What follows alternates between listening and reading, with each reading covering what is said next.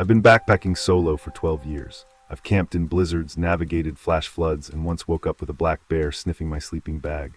Nothing prepared me for what I found in the White River National Forest, a door, standing upright in a clearing with no walls, no frame, no building attached, just a solid oak door with iron hinges, my full name carved into the wood like a gravestone, and from the other side I could hear someone breathing. My name is Marcus Webb. I'm 43 years old, divorced, and the kind of man who finds more comfort in solitude than in people. After my daughter Emma died of leukemia 3 years ago, the backcountry became the only place where the silence didn't feel hostile. Out there, the emptiness made sense. It was supposed to be empty. This trip was meant to be routine, a 5-day solo loop through a section of the White River National Forest I'd hiked twice before.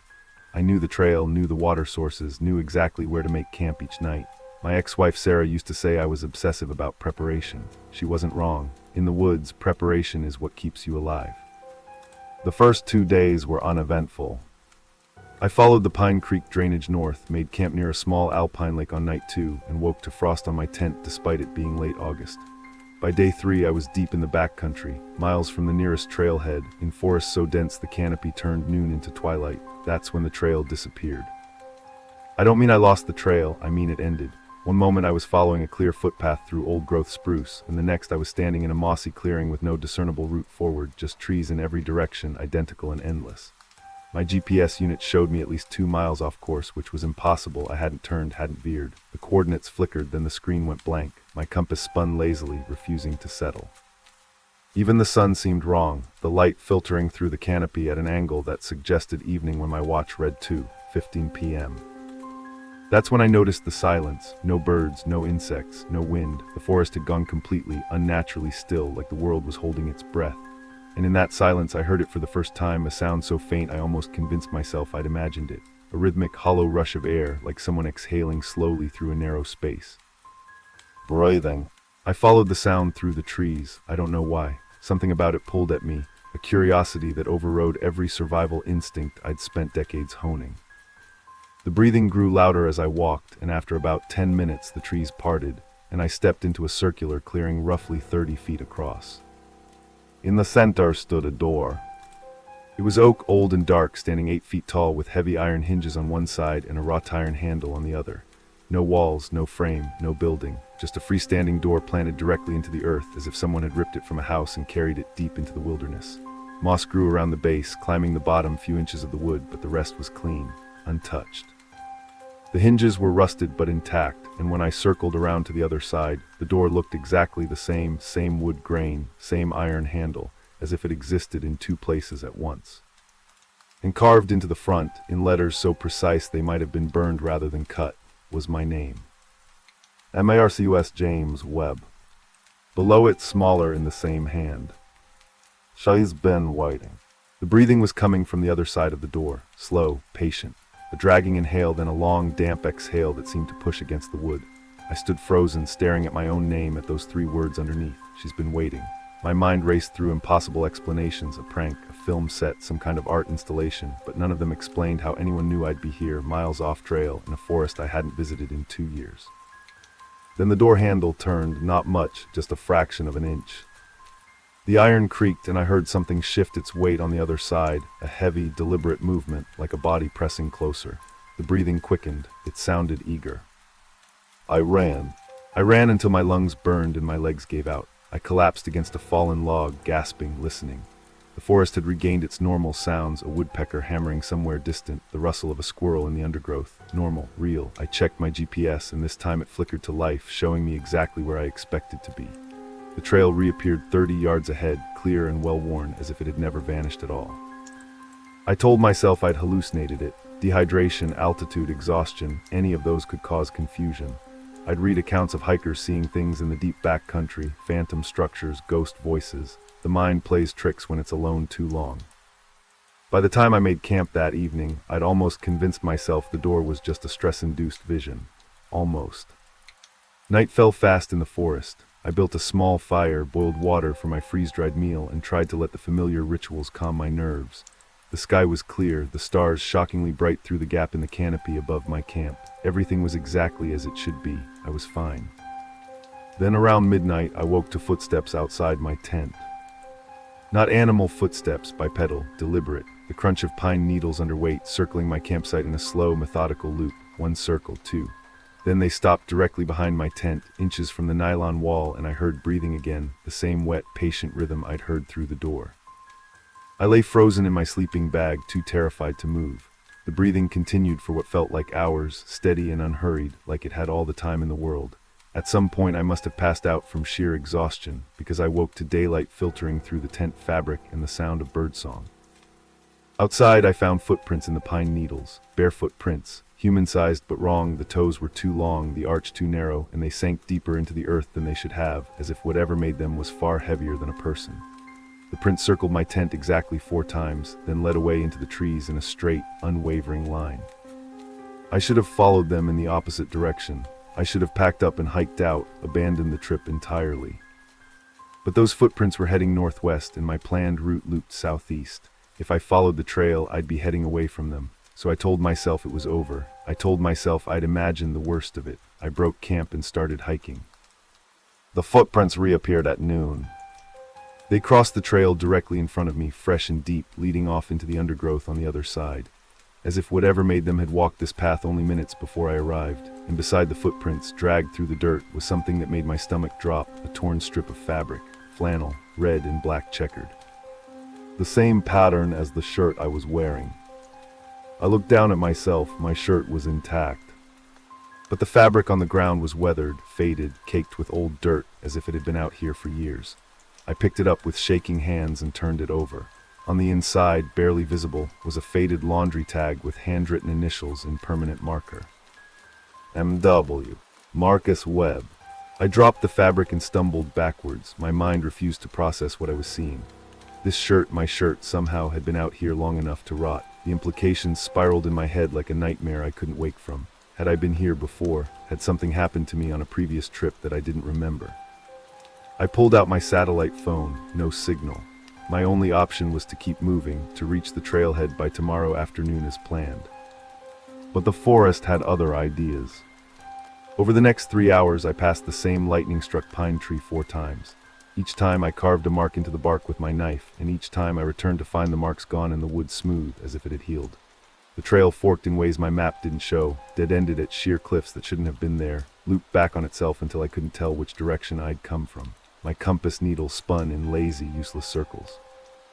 My watch stopped at 2:15, the same time it had shown when I first found the door. And then I found the second door.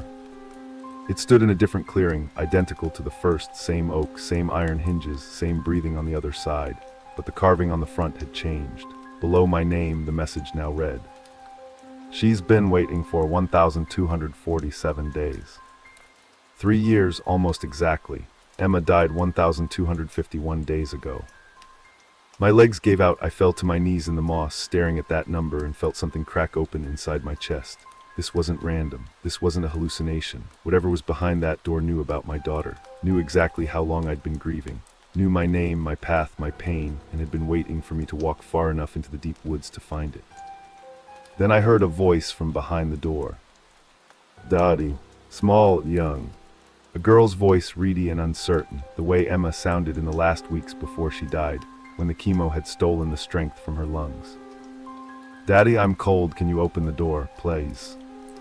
I knew it wasn't her. I knew it with every rational cell in my brain. My daughter was dead. Her ashes were scattered in the Pacific Ocean, the place she'd loved most.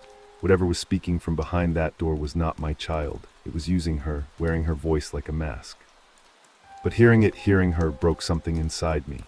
I started crying, ugly, heaving sobs, crouched in the dirt in front of a door that led nowhere, while my dead daughter begged me to let her in. "Daddy, please, it's dark in here. Please open the door." I reached for the handle. My fingers touched the cold iron.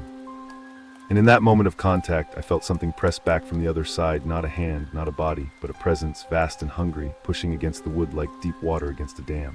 The door shuddered in its impossible frame. The breathing quickened into something wet and eager.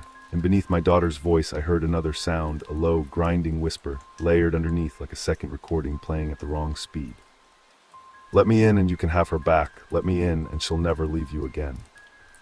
I pulled my hand away. The door stopped shaking. Emma's voice cut off mid-word, and for one terrible second there was only silence. Then the door opened a crack just an inch, and through that gap I saw nothing, not darkness, not light, and absence. A void so complete it hurt to look at, a negative space that my eyes couldn't focus on, like a hole punched through reality itself. And from that void, a smell drifted out, antiseptic, latex, the chemical sweetness of hospital air, the exact smell of Emma's room in the pediatric oncology ward. That broke me, not the voice, not the name, but the smell, because my mind could fake a sound, but how could it fake a scent I hadn't experienced in 3 years? How could a hallucination be this specific, this cruel? I ran again, but this time I knew running wouldn't save me. Night fell before I found shelter. The forest had changed, the trees were closer together now, their branches twisted and interlocked overhead, blocking out the last of the daylight. I'd lost the trail completely. My GPS was dead, my compass useless, my water almost gone. I was stumbling blind through unfamiliar terrain, and the whole time I could feel something following me.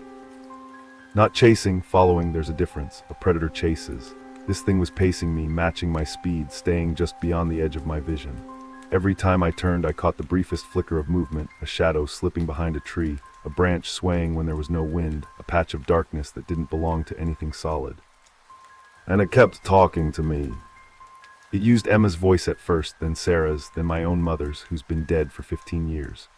Then it started mixing them, blending their voices into a chorus that spoke in unison. 3 generations of women I'd loved and lost, all begging me to stop running, to come back, to open the door.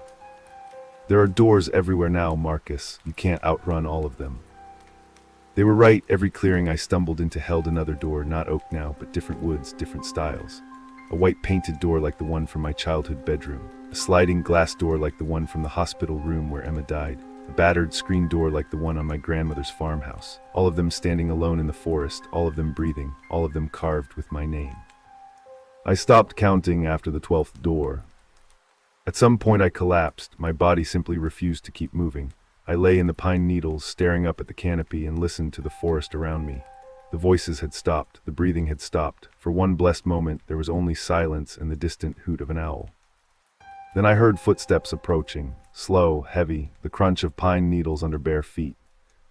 I didn't have the strength to run, I didn't have the strength to fight. I just lay there waiting as the footsteps drew closer and finally stopped directly beside my head. I could feel the weight of something standing over me, blocking the faint starlight. I could smell it, wet earth, rotting wood, and underneath, that hospital antiseptic smell, strong enough to make my eyes water. It knelt down, I felt its breath on my face, cold, damp, carrying the metallic tang of old blood. And then it spoke, not in Emma's voice or Sarah's or my mother's, but in my own. My exact voice, down to the slight rasp I'd developed after years of silence. There's only one door left, Marcus, the one you walked through the day she died. You've been on the other side of it ever since. You just didn't know. I opened my eyes, I don't know when I'd closed them. The thing above me was gone, but in its place, directly in my line of sight, stood the final door. It wasn't oak, it wasn't painted white or fitted with sliding glass or screened against summer insects. It was a hospital door, pale gray, institutional, with a small rectangular window at eye level and a metal push bar instead of a handle. The kind of door I'd walked through 1,000 times during the 11 months Emma spent on the pediatric oncology floor. The kind of door I'd walked through for the last time on the morning she died, when the doctors told us there was nothing more they could do, and Sarah had collapsed against me in the hallway, and I'd felt something inside myself snap clean in half. My name was carved into this door too, but below it the message was different, simpler. Open it. My legs moved without my permission. I stood up, I walked toward the door. Some part of me knew this was the final threshold, the point of no return, but I couldn't stop. The door's window was dark, revealing nothing, but as I drew closer, I saw movement on the other side, a small figure, pale and thin, wearing a hospital gown dotted with cartoon butterflies. Emma. She pressed her hand against the glass. She was exactly as I remembered her in those last days, bald from the chemo, dark circles under her eyes, IV tubes trailing from her arm, but she was smiling. The same brave, heartbreaking smile she'd worn every time I walked into her room, like she was trying to comfort me, like she was the one who had to be strong. Daddy, she said, and her voice wasn't distorted now, wasn't layered with anything else. It was just her, my daughter. You can come in now, it's okay. I've been waiting for you.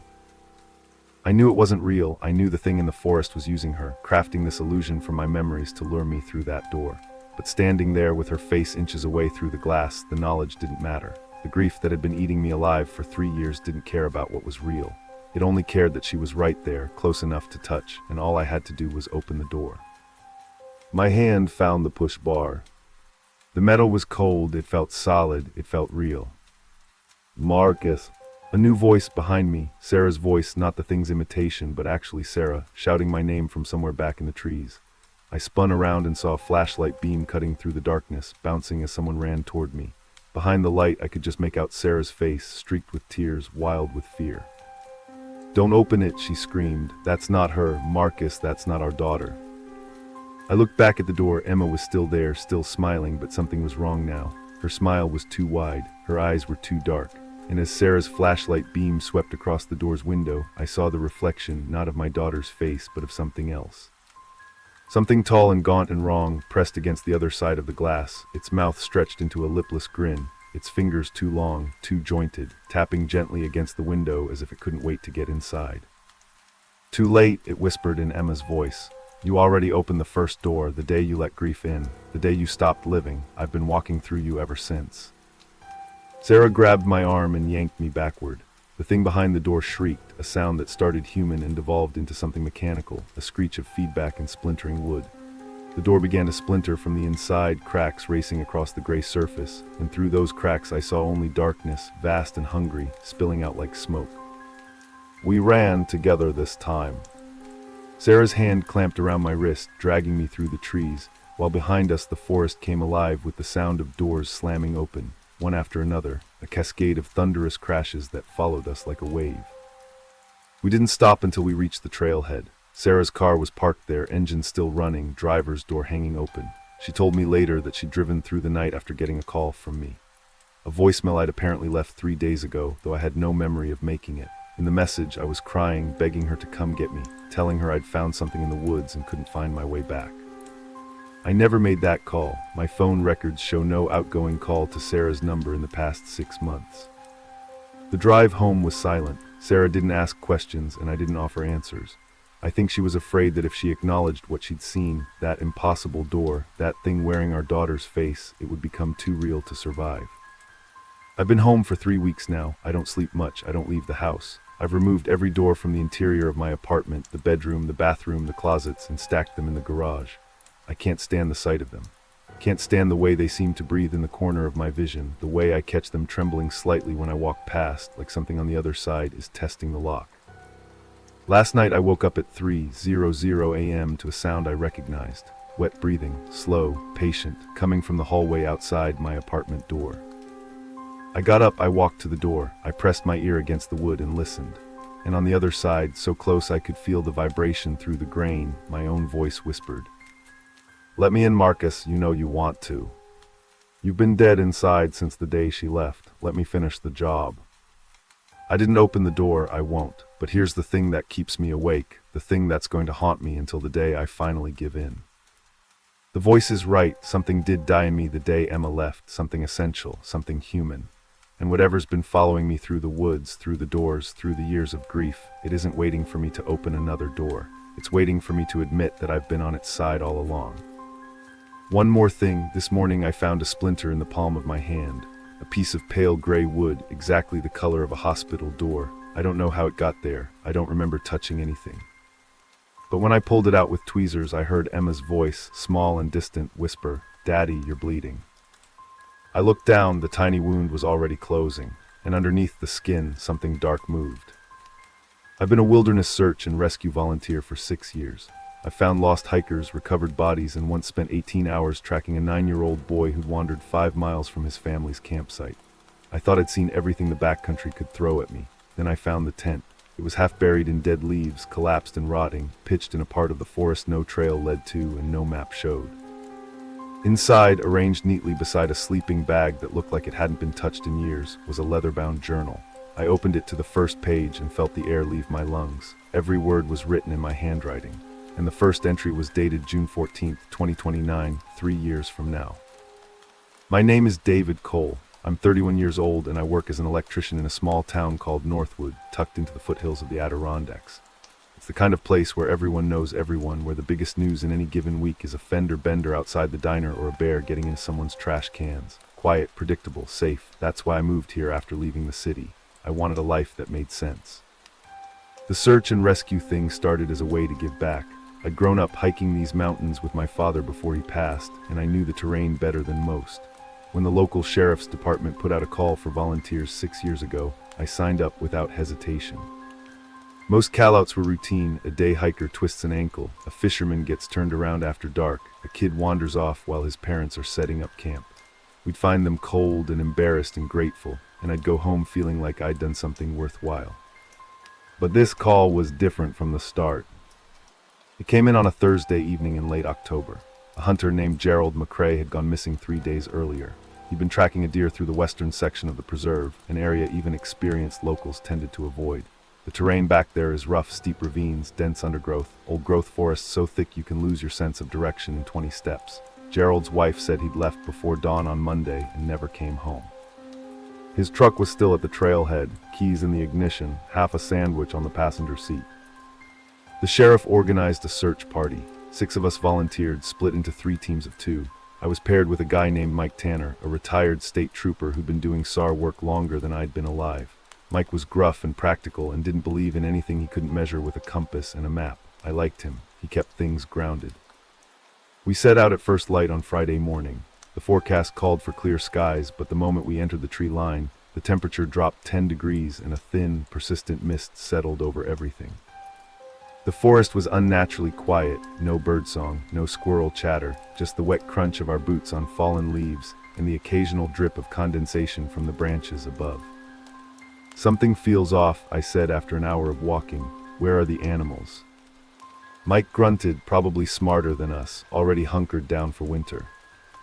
I wanted to believe him, but the silence felt less like hibernation and more like absence, like everything living had simply decided to be somewhere else. We pushed deeper, the mist thickened until we could barely see 30 feet ahead. The trees grew older, their trunks wide and twisted, their branches interlocking overhead like clasped fingers. The ground beneath us turned soft and spongy, thick with decades of undisturbed rot. And then around noon, we found the tent. It was tucked into a shallow depression between 2 massive boulders, half hidden by a tangle of dead vines and fallen branches. The fabric was faded to a sickly gray-green, the poles bent and corroded, the rain fly shredded to ribbons. It looked like it had been there for years, maybe decades, but what stopped me cold was the fact that it was pitched perfectly, staked down, zipped shut. Someone had set up camp here, sealed themselves inside, and never come out. "Gerald," Mike called, his voice swallowed immediately by the mist. "Gerald McCrae, this is search and rescue. Call out if you can hear us." Silent. We approached the tent slowly. My pulse was hammering in my throat, though I couldn't have said why. I'd found plenty of abandoned campsites before. This one shouldn't have felt different, but the closer I got, the more my skin crawled with the unmistakable sensation of being watched, not from the trees, from the tent itself, as if something inside was aware of us, waiting, holding its breath. Mike unzipped the entrance. The sound was obscenely loud in the quiet forest. The flap fell open, and a wave of cold air rushed out, stale, dry, carrying a faint odor of paper and dust and something else underneath, something organic, sweet and rotten. There was no body inside, no bones, no remains, no sign of Gerald McCrae or anyone else. Just a sleeping bag laid out flat, a small camping lantern with a cracked glass dome, and a leather-bound journal placed precisely in the center of the sleeping bag like an offering. "You seeing this?" Mike said. I didn't answer. I was already reaching for the journal. The leather was cold and smooth, untouched by moisture despite the rotting tent around it. I opened to the first page and my heart stopped. The handwriting was mine, every loop, every slant, every idiosyncratic way I crossed my T's and hooked my Y's. It was my handwriting down to the smallest detail. I know my own hand better than I know my own face. This wasn't similar, this was identical. And the date at the top of the page read, June 14, 2029. "Mike," I said, and my voice came out thin and strange. "That's 3 years from now." He leaned over my shoulder and read the first lines aloud. "Day 1 I came back. I don't know why I came back, but I did. The tent was still here, exactly where I left it. The journal was still inside, exactly where I'm writing this now. I know this is insane. I know I should burn it and walk away. But I need to understand. I need to know if what I remember really happened or if I've been crazy all along." Mike took a step backward. "That's some kind of joke." It's not a joke. I turned the page, more entries, more dates. March 2028, September 2027, November 2026, 8 months from now. The entries were written at different times, some in pencil, some in pen, some scrawled so frantically the paper was nearly torn through. But every single one was in my handwriting. I started reading from the earliest entry, dated November 9, 2026. Day 4, I found the tent today. Mike was with me. He thought it was just an abandoned campsite, but I knew the moment I saw it. I knew it was mine. The journal was inside, and when I opened it, all the entries were already there. Everything I'm writing now, everything I'm going to write. It's a loop, a circle. I don't know where it starts or ends. I only know that reading it was the worst mistake of my life. Mike grabbed my shoulder. David, put the book down. We need to keep moving. We're here to find Gerald, not read ghost stories. But I couldn't put it down. My eyes were locked on an entry dated December 3, 2026, 3 weeks from now. Day 28. Sarah is dead. I tried to stop it. I did everything the journal told me to do, but it wasn't enough. The car accident happened exactly the way it was written. Intersection of Route 9 and Mill Creek Road, 11:47 p.m., black ice. She never saw the truck coming. I was supposed to save her. That's the only reason I kept reading. And now she's gone, and I'm still here, and the journal has more to say. Sarah is my wife. We've been married for 4 years. She's 30 weeks pregnant with our first child, a girl we're going to name Lily. No one outside our immediate family knows that name. No one. My hands started shaking so hard the pages rattled. David, Mike's voice was sharper now. What does it say? I didn't answer. I turned to an entry dated January 19, 2027. Day 75. I tried to burn the journal today. It wouldn't catch. I threw it in the fireplace, watched the flames curl around the leather, and nothing happened. Not a scorch mark, not a singed page. It sat in the fire for 2 hours and came out cold. Whatever this thing is, it doesn't want to be destroyed. It wants to be read. And every time I read it, I feel less like myself. I'm forgetting things, important things. Yesterday I couldn't remember Sarah's middle name. I've known it for 10 years. What am I becoming? I turned more pages. The entries grew darker, more fragmented. Day 112, Mike is dead. The journal said he would die on February 28th, and he did. Heart attack in his kitchen. I tried to warn him. He laughed it off. Now he's gone, and I'm starting to understand. The journal doesn't predict the future, it creates it. Every word I read locks something into place, and I can't stop reading. Mike was pulling at my arm now, trying to get me to close the book, but I couldn't stop. I flipped to the final entry, the one dated 3 years from now, June 14, 2029. Day 1, I came back. I don't know why I came back, but I did. The tent was still here. The journal was still inside. I've read it all, every page, every death, every loss, and now I understand. The only way to break the loop is to never start it. If you're reading this, David, if you're standing in the tent holding this journal for the first time, close it, walk away. Don't read another word. Burn the tent if you can. Forget this place exists. Because once you know what's coming, it becomes inevitable. And I promise you, the things this journal will make happen are worse than anything you can imagine. There's a final entry after this one, but it's not written yet. It will be written tomorrow, and it will be the last thing I ever write. I looked up. The mist had grown thicker while we'd been standing there. I could barely see the trees anymore. The world had shrunk to the tent, the journal, and the sound of my own ragged breathing. Mike, I whispered, when's your birthday? What? Your birthday, when is it? March 2nd, why? My blood turned to ice. February 28th, 3 days before his birthday. The journal said he would die on February 28th of a heart attack in his kitchen, 3 days before his 65th birthday. 3 days before he was supposed to fly out to visit his daughter in Oregon, a trip he'd been talking about for months, a trip I now realized he would never take. Mike, you need to go to a doctor as soon as we get back, a full cardiac workup. What the hell are you talking about? I showed him the entry. His face went pale, then red with anger. That's not funny. It's not supposed to be funny. It's supposed to save your life. He stared at me for a long moment. Then he turned and stalked off into the mist, muttering about getting back to the search, about how we were wasting time with superstitious nonsense. I started to follow, but something made me look back at the tent. The sleeping bag was no longer flat. It bulged upward slightly as if something had slipped inside while we weren't looking. The shape was small, child-sized, and as I watched, it shifted, just a little, just enough to let me know it was alive. I ran. My name is David Cole. I'm 31 years old and I work as an electrician in a small town called Northwood, tucked into the foothills of the Adirondacks.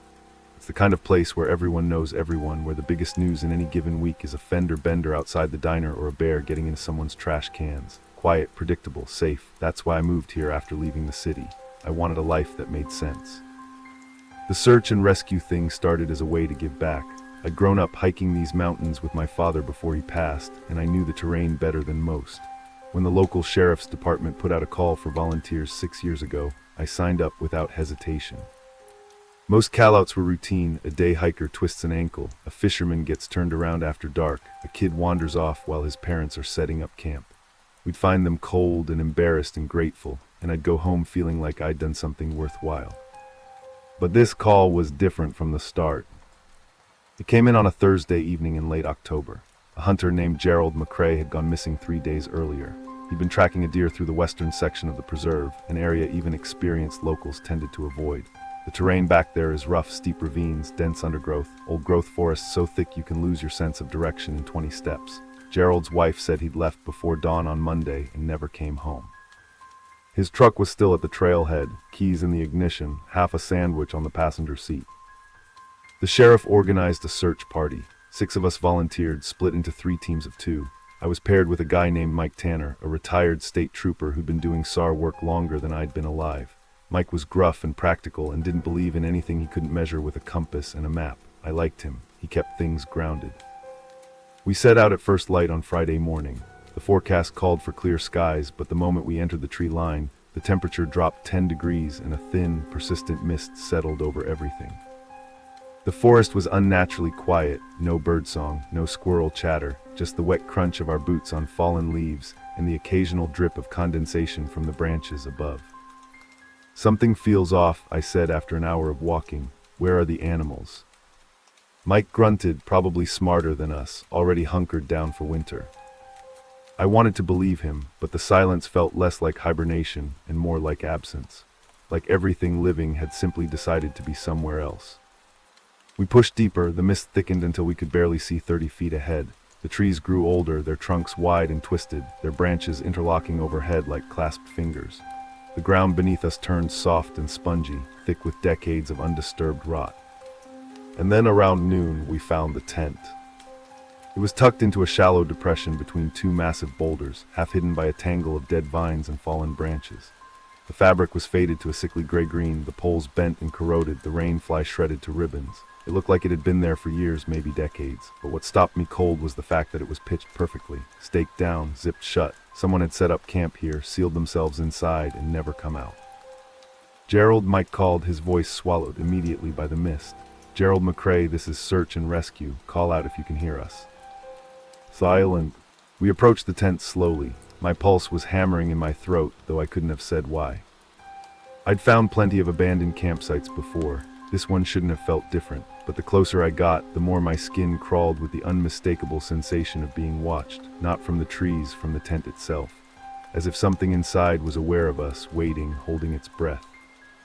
Mike unzipped the entrance. The sound was obscenely loud in the quiet forest. The flap fell open, and a wave of cold air rushed out, stale, dry, carrying a faint odor of paper and dust and something else underneath, something organic, sweet and rotten. There was no body inside, no bones, no remains, no sign of Gerald McCrae or anyone else. Just a sleeping bag laid out flat, a small camping lantern with a cracked glass dome, and a leather-bound journal placed precisely in the center of the sleeping bag like an offering. "You seeing this?" Mike said. I didn't answer. I was already reaching for the journal. The leather was cold and smooth, untouched by moisture despite the rotting tent around it. I opened to the first page and my heart stopped. The handwriting was mine, every loop, every slant, every idiosyncratic way I crossed my T's and hooked my Y's. It was my handwriting down to the smallest detail. I know my own hand better than I know my own face. This wasn't similar, this was identical. And the date at the top of the page read, June 14, 2029. "Mike," I said, and my voice came out thin and strange. "That's 3 years from now." He leaned over my shoulder and read the first lines aloud. "Day 1 I came back. I don't know why I came back, but I did. The tent was still here, exactly where I left it. The journal was still inside, exactly where I'm writing this now. I know this is insane. I know I should burn it and walk away. But I need to understand. I need to know if what I remember really happened or if I've been crazy all along." Mike took a step backward. That's some kind of joke. It's not a joke. I turned the page. More entries, more dates. March 2028, September 2027, November 2026, 8 months from now. The entries were written at different times, some in pencil, some in pen, some scrawled so frantically the paper was nearly torn through. But every single one was in my handwriting. I started reading from the earliest entry, dated November 9, 2026. Day 4, I found the tent today. Mike was with me. He thought it was just an abandoned campsite, but I knew the moment I saw it. I knew it was mine. The journal was inside, and when I opened it, all the entries were already there. Everything I'm writing now, everything I'm going to write. It's a loop, a circle. I don't know where it starts or ends. I only know that reading it was the worst mistake of my life. Mike grabbed my shoulder. David, put the book down. We need to keep moving. We're here to find Gerald, not read ghost stories. But I couldn't put it down. My eyes were locked on an entry dated December 3, 2026, 3 weeks from now. Day 28. Sarah is dead. I tried to stop it. I did everything the journal told me to do, but it wasn't enough. The car accident happened exactly the way it was written. Intersection of Route 9 and Mill Creek Road, 11:47 p.m., black ice. She never saw the truck coming. I was supposed to save her. That's the only reason I kept reading. And now she's gone, and I'm still here, and the journal has more to say. Sarah is my wife. We've been married for 4 years. She's 30 weeks pregnant with our first child, a girl we're going to name Lily. No one outside our immediate family knows that name. No one. My hand started shaking so hard the pages rattled. David, Mike's voice was sharper now. What does it say? I didn't answer. I turned to an entry dated January 19, 2027. Day 75. I tried to burn the journal today. It wouldn't catch. I threw it in the fireplace, watched the flames curl around the leather, and nothing happened. Not a scorch mark, not a singed page. It sat in the fire for 2 hours and came out cold. Whatever this thing is, it doesn't want to be destroyed. It wants to be read. And every time I read it, I feel less like myself. I'm forgetting things, important things. Yesterday I couldn't remember Sarah's middle name. I've known it for 10 years. What am I becoming? I turned more pages. The entries grew darker, more fragmented. Day 112, Mike is dead. The journal said he would die on February 28th, and he did. Heart attack in his kitchen. I tried to warn him. He laughed it off. Now he's gone, and I'm starting to understand. The journal doesn't predict the future, it creates it. Every word I read locks something into place, and I can't stop reading. Mike was pulling at my arm now, trying to get me to close the book, but I couldn't stop. I flipped to the final entry, the one dated 3 years from now, June 14, 2029. Day 1, I came back. I don't know why I came back, but I did. The tent was still here. The journal was still inside. I've read it all, every page, every death, every loss, and now I understand. The only way to break the loop is to never start it. If you're reading this, David, if you're standing in the tent holding this journal for the first time, close it, walk away. Don't read another word. Burn the tent if you can. Forget this place exists. Because once you know what's coming, it becomes inevitable. And I promise you, the things this journal will make happen are worse than anything you can imagine. There's a final entry after this one, but it's not written yet. It will be written tomorrow, and it will be the last thing I ever write. I looked up. The mist had grown thicker while we'd been standing there. I could barely see the trees anymore.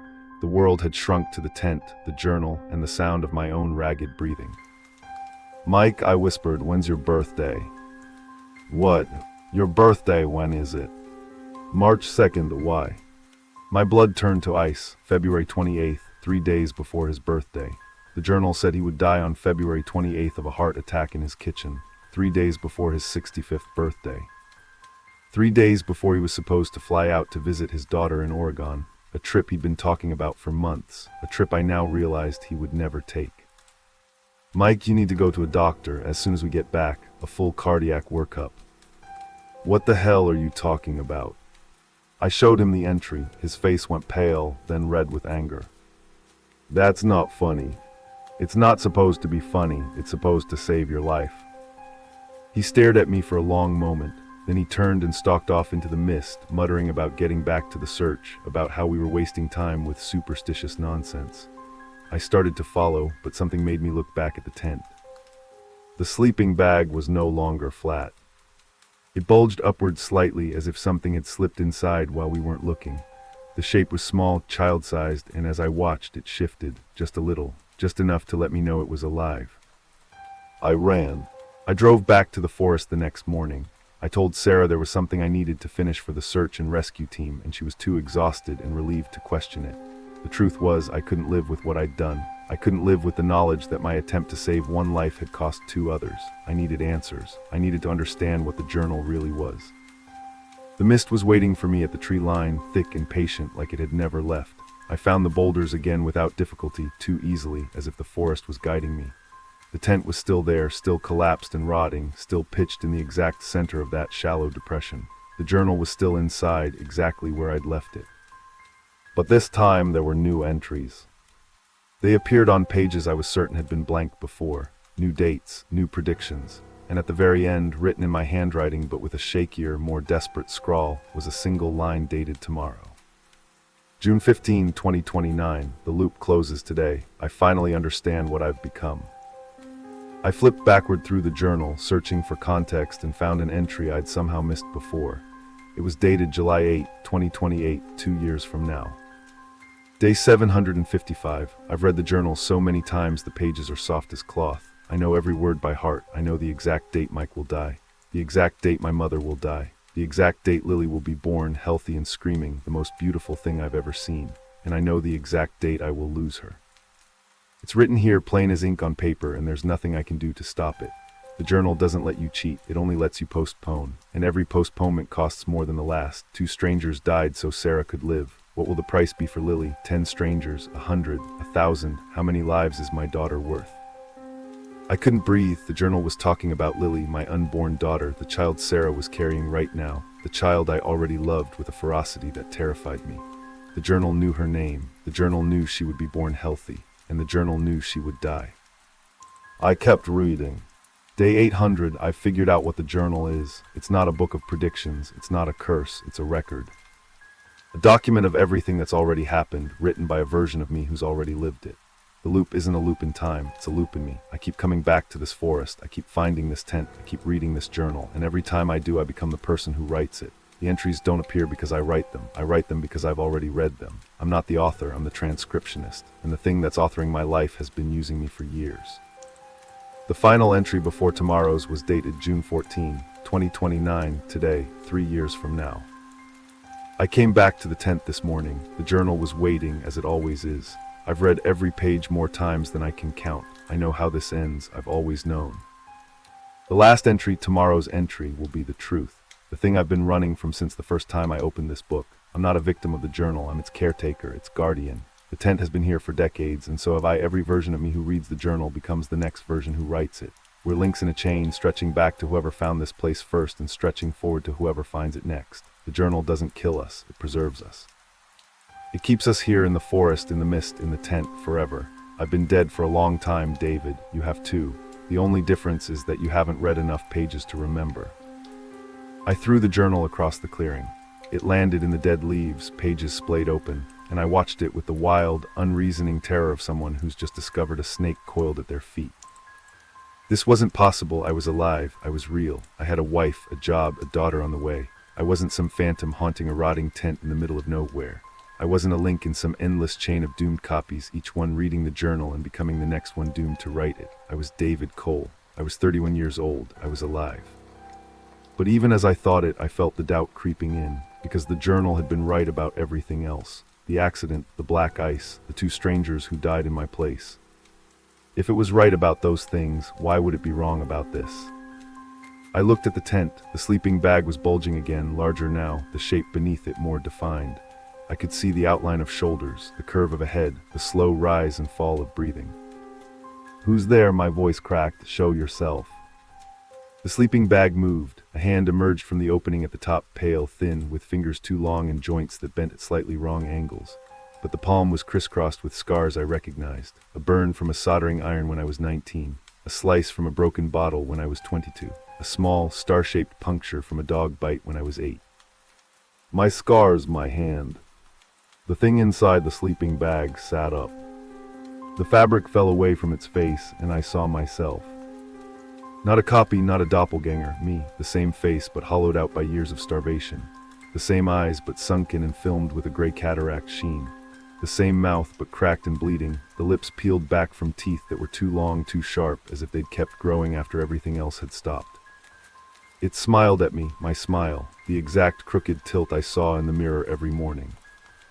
You're a fast reader, it said in my voice in the exact cadence I'd used 1,000 times. Usually it takes longer. Usually I have to wait years before the next one shows up. But you came back the next day. That's new. That's interesting. What are you? You know what I am. It tilted its head and I heard the vertebrae in its neck crackle like dry twigs. I'm you, the you who finished the journal, the you who wrote the last entry. I've been waiting here a long time, David, waiting for you to catch up. It climbed out of the sleeping bag. Its body was wrong, too tall, too thin, the proportions stretched like taffy. It moved with a shuffling, jointless gait, and when it stood fully upright, it towered over me by at least a foot. The journal is almost complete, it said. You've read most of it. You know what happens next. You know the date of your daughter's death. You know the date of your wife's. You know the date of your own. The only thing you don't know is what you become after. And that's the part you're about to write. It took a step toward me. I stumbled backward, my heel catching on a root, and fell hard onto the forest floor. The thing kept coming, bending down, bringing its face inches from mine. Its breath smelled like wet soil and old paper and the sweet, rotten odor I'd noticed when I first unzipped the tent. Don't fight it, it whispered. I didn't. The David before me didn't. The one before him didn't. It's easier if you accept it. The journal keeps us alive. It keeps us here. We don't age. We don't die. We just wait. And eventually a new version of us finds the tent, and we pass the journal on, and the chain continues. Forever. No, I scrambled to my feet. I'm not you. I'm not staying here. You already did. You already are. The moment you read the first page, the loop closed around you. There's no leaving now. Try if you want. Walk out of this forest. Go home to your wife. Hold your daughter when she's born. But you'll come back. They always come back. Because the journal doesn't just predict the future. It owns the future. And it owns you. I ran through the mist, through the trees, through the suffocating silence of a forest that no longer felt like a place but like a throat I was trying to climb out of. Branches tore at my clothes, roots clawed at my ankles. I ran until my lungs burned and my vision swam and my legs gave out beneath me. When I finally stopped, I was standing at the trailhead. My truck was right where I'd left it. The sky was clear, the sun was shining, and the world was exactly as it should be. I drove home, I kissed my wife, I went back to work, I tried to forget. But here's the thing about forgetting, it only works if you don't have a constant reminder. And every morning when I wake up, I find new words written on the pages of the notebook on my nightstand. Words in my handwriting, predictions, dates, names. I don't remember writing them, but they're always there, fresh and dark, the ink still drying. 3 weeks ago, I woke up to find a new entry in the notebook. It was dated June 15, 2029, and it was longer than the others. A full page. The handwriting was shakier than usual, more frantic, but still unmistakably mine. Today is the day, Lily's 10th birthday. Sarah made pancakes for breakfast, the way she always does, and Lily blew out her candles and wished for a puppy. She's been asking for one since she was 5. I've been putting it off because I knew from the journal that today was coming. I've spent 10 years dreading this day. 10 years watching my daughter grow up in the shadow of a death I couldn't prevent. I tried everything. I mapped every route, checked every variable, accounted for every contingency. But the journal always finds a way. At 4:37 this afternoon, Lily will chase a ball into the street in front of our house.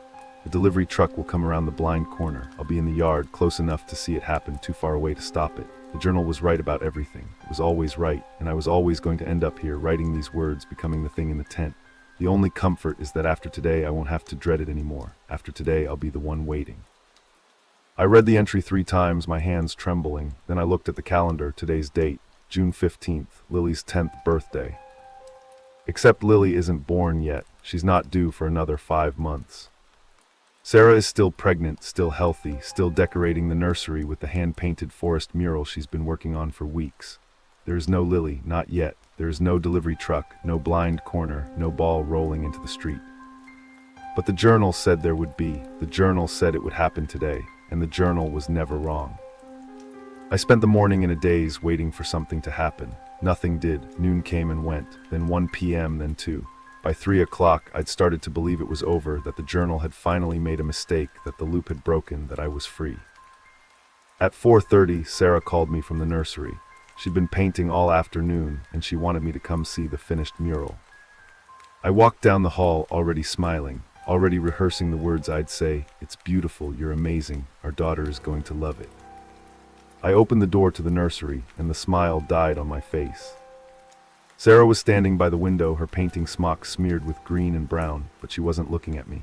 She was looking at the wall, at the mural she'd spent weeks creating. The mural of a forest, dark trees, twisted branches, a shallow depression between two massive boulders, and in the center of that depression, painted in loving detail, a collapsed tent with a figure standing beside it, a figure with my face. "Sarah," I whispered, "why did you paint that?" She turned to me and her expression was strange, distant, confused, like she was waking from a dream she couldn't quite remember. "I don't know," she said. "I don't remember painting that part. I must have done it this morning, but She trailed off, shaking her head. "David, who is that in the painting? It looks like you, but it's wrong. It's too thin, too tall. Why would I paint you like that?"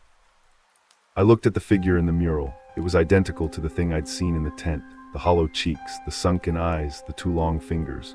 It was looking directly out of the painting, directly at me, and its mouth was curved into the crooked smile I saw in the mirror every morning. Then I noticed something else. In the painted figure's hand was a book. A small, leather-bound journal. And on the painted pages, so tiny I had to lean in close to read them, were two words. "Almost time." I felt a cold hand close around my wrist. I spun around, but there was no one there, only Sarah, still staring at the mural, her face blank and distant.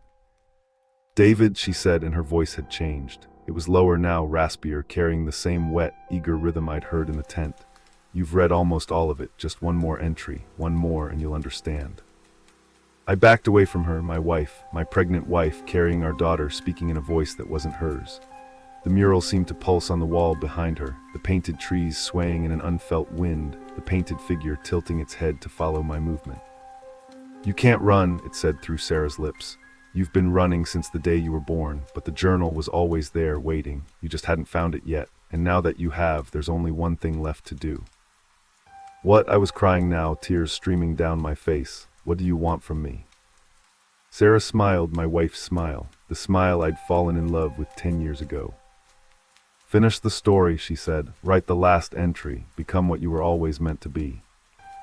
And then she blinked and her eyes cleared, and she was Sarah again, confused, concerned, reaching out to touch my face and asking why I was crying. I didn't answer. I couldn't, because I was looking at her stomach, at the gentle swell where our daughter was growing. And I could see something moving beneath the skin, not the flutter of a kicking baby, but something else. Something that pressed outward briefly, leaving the unmistakable impression of a handprint, a hand with fingers that were too long. I'm writing this from a motel room 300 miles from Northwood. I left that night. I packed a bag, kissed my sleeping wife on the forehead, and drove until the sun came up. I don't know if leaving will save her. I don't know if it will save Lily. But I couldn't stay in that house another night, not with the mural on the wall and the thing moving inside my wife's belly and the journal entries that keep appearing in my handwriting, no matter how many notebooks I throw away. Here's what I know: the tent is still there in that forest, waiting. The journal is still inside, its pages filling with words I haven't written yet but will. And somewhere out there, a version of me is already sitting in that tent, already hollowed out and hungry, already waiting for the day I come back. Because I will come back, the journal says so.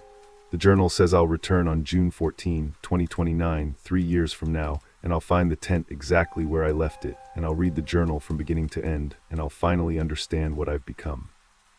But here's the worst part, the part that keeps me awake at night in this cheap motel room with the flickering fluorescent light and the sound of traffic on the highway outside. I don't remember writing the journal entries. I don't remember sitting in that tent. I don't remember any of it. But I remember the feeling of the pen in my hand when I wake up every morning with ink on my fingers. I remember the satisfaction of words falling into place, of a story finally making sense. I remember looking at the last page and thinking, almost peacefully, yes, this is how it ends. This is how it was always going to end. I'm not afraid of dying. I'm not afraid of becoming that hollow thing in the tent. What terrifies me, what will haunt me until the day I walk back into that forest and close the loop for good, is that some part of me is looking forward to it. Some part of me has already written the final entry. Some part of me knows exactly what it says. And when I close my eyes, I can see the words clear as day in my own handwriting. I came back. I don't know why I came back, but the tent was still here, and the journal was still inside, and this time I didn't run. This time I sat down in the sleeping bag and pulled it over my head and waited for the next version of myself to find me. It won't be long now. It's never long. The forest is patient. The journal is patient. And so am I after all. I've been waiting here forever. I just didn't know it until today. The real estate agent called it a unique fixer-upper opportunity. What she meant was that no one else would touch it. The cabin sat on 12 acres of dense forest in the Ozarks, 3 miles down a gravel road that washed out every spring, with no neighbors, no cell service, and a history the seller refused to disclose. The asking price was $200,000. I offered 12. They accepted in under an hour. That should have been my first warning. The second was the note I found taped to the basement door on the day I moved in, written in a shaky, desperate hand. Do not open this door after sunset, no matter what you hear. No matter who calls your name. Lock it at dusk and do not come downstairs until morning. If you forget even once, sell the cabin. Do not stay another night. I laughed it off as a prank. That was 3 years ago. Last night I forgot to lock the door. My name is Alina Marchetti. I'm 34 years old, and 3 years ago I did what a lot of people dream about but rarely accomplish. I cashed out my savings, quit my job as a graphic designer in Chicago, and moved to a cabin in the middle of nowhere. The plan was simple: live cheap, work freelance, and finally get some peace and quiet after a decade of city noise and a divorce that had hollowed me out from the inside. The cabin was supposed to be my sanctuary, my fresh start. I found the listing on a backwater real estate site, the kind that specializes in properties that have been on the market so long they've become punchlines. The photos were terrible, grainy shots of a squat wooden structure with a rusted metal roof and windows so dirty they looked opaque. But I could see the bones of what it could be: a stone fireplace, exposed beams, a wraparound porch that once repaired would overlook a valley so green and deep it looked like a different century, 12 acres of privacy, total silence. The price made no sense. $200,000 was already suspicious for that much land. When I offered 12, I expected them to counter, to laugh, to tell me the land alone was worth triple. Instead, the agent called back within the hour and said the seller had accepted. Her voice was strange when she said it, relieved, almost like she'd been waiting for someone to take this particular property off her hands and didn't care about the money anymore. Has there ever been any trouble with the cabin? I asked her. Structural issues. Disputes with neighbors. A long pause. No structural issues, no neighbors to dispute with. The previous owner was eager to sell, that's all I can say. She hung up before I could ask anything else. I drove down from Chicago on a Thursday in early September. The Ozarks in late summer are something to behold: endless green hills rolling into each other, limestone bluffs rising out of the forest like the bones of some ancient creature, roads so winding and narrow that my GPS gave up twice. The gravel road to the cabin was even worse than I'd imagined, rutted and overgrown, with branches scraping both sides of my car like fingers trying to pull me back. By the time I reached the property, the sun was already sinking behind the tree line, and the cabin emerged from the shadows like something that had been waiting for me. It was smaller than the photos suggested, darker. The logs were gray with age, streaked with dark stains that might have been water damage or might have been something else. The porch sagged in the middle. One of the windows was cracked, but the air smelled like pine and wood smoke and the deep, earthy perfume of undisturbed forest, and for a moment I felt something I hadn't felt in years: hope. The inside was a single large room on the ground floor, with a kitchenette in one corner, a stone fireplace dominating the center wall, and a narrow staircase leading up to a loft bedroom. Everything was coated in dust and cobwebs. The previous owner had left behind some furniture: a ratty plaid couch, a wooden table with one leg shorter than the others, a cast-iron bed frame in the loft. It looked like someone had walked out in the middle of dinner and never come back. There was still a coffee mug on the table, half full, a skin of mold floating on the surface. That's when I found the basement door. It was tucked behind the staircase, easy to miss if you weren't looking. Heavy oak set into a stone frame with old iron hinges and a sliding bolt lock on the outside. The kind of door you'd expect to find in a medieval dungeon, not a cabin in the Ozarks. And taped to the wood at eye level was a piece of yellowed paper, the ink faded but still legible. Do not open this door after sunset, no matter what you hear, no matter who calls your name. Lock it at dusk and do not come downstairs until morning. If you forget even once, sell the cabin. Do not stay another night. I read it 3 times. The handwriting was jagged and uneven, the letters pressed so hard into the paper that the pen had torn through in places. Whoever wrote this had been terrified when they did it, not anxious, not superstitious, terrified. I should have turned around right then. I should have gotten back in my car and driven until I found a motel and called the real estate agent in the morning and demanded to know what I'd just bought. But I'd spent my entire savings on this cabin. I'd burned every bridge in Chicago.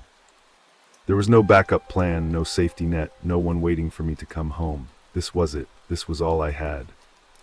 So I told myself it was a joke, a prank left by the previous owner to scare off squatters, a local legend designed to give the cabin character. I peeled the note off the door, crumpled it up, and threw it in the trash. Then I slid the bolt lock into place and went upstairs to unpack. For 3 years, I followed the rule without thinking about it. Every evening at dusk, I walked to the basement door and checked the lock. Every morning, I unbolted it and went downstairs to grab tools or canned goods or whatever else I'd stored down there. The basement itself was unremarkable: a dirt floor, stone walls, a low ceiling crossed with cobweb beams. It was cold down there, colder than it should have been even underground, and the air always carried a faint metallic smell that I couldn't identify. But nothing ever happened, nothing ever moved. The door stayed locked and the cabin stayed quiet, and eventually I stopped feeling uneasy about it. The ritual became automatic: lock at dusk, unlock at dawn, simple. I should have known that rituals only work as long as you never break them. It happened on a night in late October. I'd been working on a freelance deadline all day, hunched over my laptop at the kitchen table, fueled by coffee and the desperate energy of someone who procrastinated past the point of no return. The project was due at midnight, and by the time I finally hit send, it was 11:45 and I was exhausted. I poured myself a whiskey, sat on the couch, and let the fire die down to embers. Outside, the wind was picking up, rattling the windows and making the old cabin groan like a ship at sea. The first frost of the season was settling in, and I could feel the cold seeping through the logs. I was halfway to falling asleep when I heard it. A knock, 3 slow, deliberate taps coming from somewhere below me. I sat up. The fire had burned down to ash, and the cabin was dark except for the faint glow of my laptop screen. I held my breath and listened. The wind moaned against the eaves, the trees creaked, but beneath those familiar sounds was something else, a dragging, shuffling noise, like something heavy being pulled across a dirt floor. Coming from the basement. I looked at the basement door. The bolt was still in place, the iron bar seated firmly in its bracket. The note I'd thrown away 3 years ago flashed through my mind: no matter what you hear, and I felt a cold knot tighten in my stomach. Another knock, louder this time. 3 taps, then a pause, then 3 more. A pattern, deliberate, intelligent. I told myself it was an animal, a raccoon that had gotten in through a vent. A possum nesting in the foundation. There were a dozen rational explanations, and I cycled through all of them as I sat frozen on the couch, listening to the thing in the basement drag itself across the floor and knock on the underside of my feet. Then it spoke. Elena. My name, spoken in a voice that was dry and hollow, like wind blowing through a dead tree. It came from directly beneath the floorboards, directly beneath where I was sitting. The thing in the basement knew my name. The thing in the basement knew where I was. Elena, let me out. It's so dark down here, please. I didn't move, I didn't breathe. Every instinct screamed at me to run, to grab my keys, to flee into the night. But the voice was so sad, so pitiful, so desperately lonely that some part of me, the part that had been lonely myself for 3 years, that understood what it meant to be trapped in the dark, wanted to help. Please, I've been down here so long, I just want to see the stars, just once.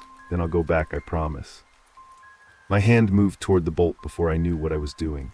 I caught myself with my fingers an inch from the iron bar and yanked them back like I'd been burned. The note, the rule: do not open this door after sunset, no matter what you hear, no matter who calls your name. I grabbed my whiskey glass and retreated to the loft bedroom. I put in earplugs. I pulled the covers over my head. And I lay there until dawn, listening to the muffled sound of something knocking on the floor below me, knocking and knocking and knocking, a pattern of 3 that never stopped. When I came downstairs the next morning, the cabin was silent. The basement door was still locked. I unbolted it with shaking hands and pulled it open, bracing myself for anything, but the basement was empty. Just the dirt floor, the stone walls, the cobweb beams, and a smell I hadn't noticed before: wet stone, rotting leaves, and something else, something organic and sweet, like meat left too long in the sun. I closed the door, I locked it, and I told myself it had been a dream. But the knocking came back the next night, and the night after that, and the night after that. After a week, I stopped sleeping. How could I? Every night, the moment the sun dipped below the tree line, the knocking started. 3 taps, always 3, always from directly beneath wherever I happened to be standing or sitting or lying. The thing in the basement was tracking me, following my movements through the floorboards, and no matter where I went in the cabin, it found me. And it kept talking. It used my name at first, then started using others. My mother's name, who died when I was 19. My ex-husband's name, who I hadn't spoken to in 4 years. The name of my childhood dog, a golden retriever named Samson, who'd been dead for 2 decades. It was pulling names from my memories, names it had no right to know, names I'd never spoken aloud inside this cabin. Elena, why won't you help me? Your mother would have helped me. She was kind. She didn't let people suffer in the dark. Don't you talk about my mother. She's here with me, you know. They're all here with me, in the dark. They want to see you, they miss you. I started researching the cabin. I drove into town, a 40-minute trip on those winding roads, and went to the county records office. The clerk was a bored-looking woman in her 60s who perked up considerably when I told her which property I was asking about. The old Harkness place, she said, and something flickered in her eyes. Amusement, worry, I couldn't tell. Didn't think anyone would ever buy that. How long have you been out there? 3 years. 3 years, she leaned back in her chair and let out a low whistle. Most folks don't last 3 months. What's your secret? I didn't answer. Instead, I asked her to pull the property records. What I found made me wish I hadn't. The cabin was built in 1938 by a man named Silas Harkness. He'd been a preacher of some kind, not affiliated with any established church, but a self-proclaimed prophet who'd attracted a small following of devoted believers. They'd lived on the property in a compound of tents and lean-tos, waiting for the end of the world. When the end didn't come, Silas Harkness decided to help it along.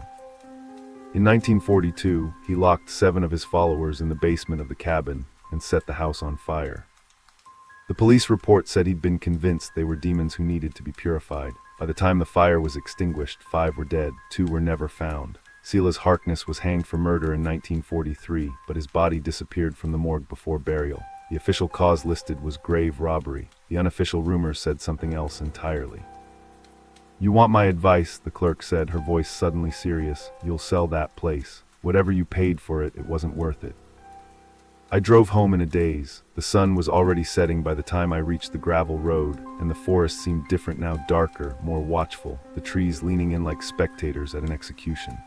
I kept thinking about the 2 people who were never found. The basement was just a basement. I'd been down there 100 times. There was nowhere to hide, nowhere to disappear. Unless there was something I hadn't seen, something the cabin was hiding. That night the knocking was worse than ever. It wasn't just 3 taps anymore. It was a rhythm, a drum beat, a frantic pounding that shook the floorboards and rattled the dishes in the sink.